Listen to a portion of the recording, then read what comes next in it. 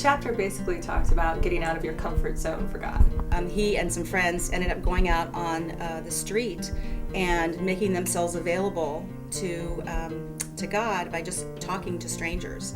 It was really a single story about, or an evolution of a story about him finally stepping out of his comfort zone. And how when he did step out of his comfort zone, he found God comforting him.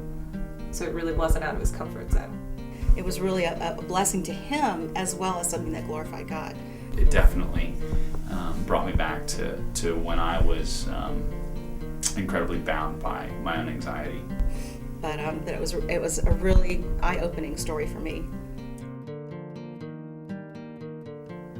Tennis shoes, air conditioning, carpet, low expectations, down comforters, daydreaming, leather seats, turning a blind eye, first class, television.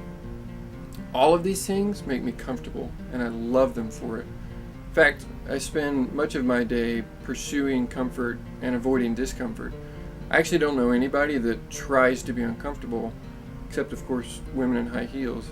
But I go about my life doing everything that I can to avoid feeling uncomfortable.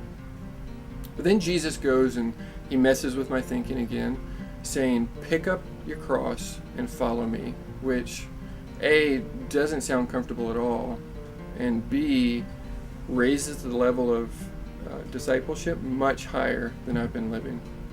So I finally realized something about myself. I am a comfortable Christian, and I hate being one. I'm not just a comfortable Christian because I wear shoes and watch TV. I'm a comfortable Christian because I value comfort, whether it's physical or emotional or intellectual or spiritual, more than I value Christ. So this chapter is my story of doing something terribly uncomfortable for the sake of Jesus. And if you're anything like me and you often end up on the couch thinking about what it would be like to take a step of faith for God instead of actually doing it, then be encouraged by what you read. But also be on guard. You may end this chapter with one of two emotions, either guilt from feeling like you're not doing enough for God, or this sense that you have to go and motivate yourself to take a risk for Jesus. Neither emotion will be from God. God will call you to take a risk, but it's not going to be of your own doing. You know, when I feel these two emotions, it's helpful for me to keep in mind that service to God is no substitute for being with God, and that there's no condemnation for those of us who are in Christ Jesus. And apart from Him, I can do nothing.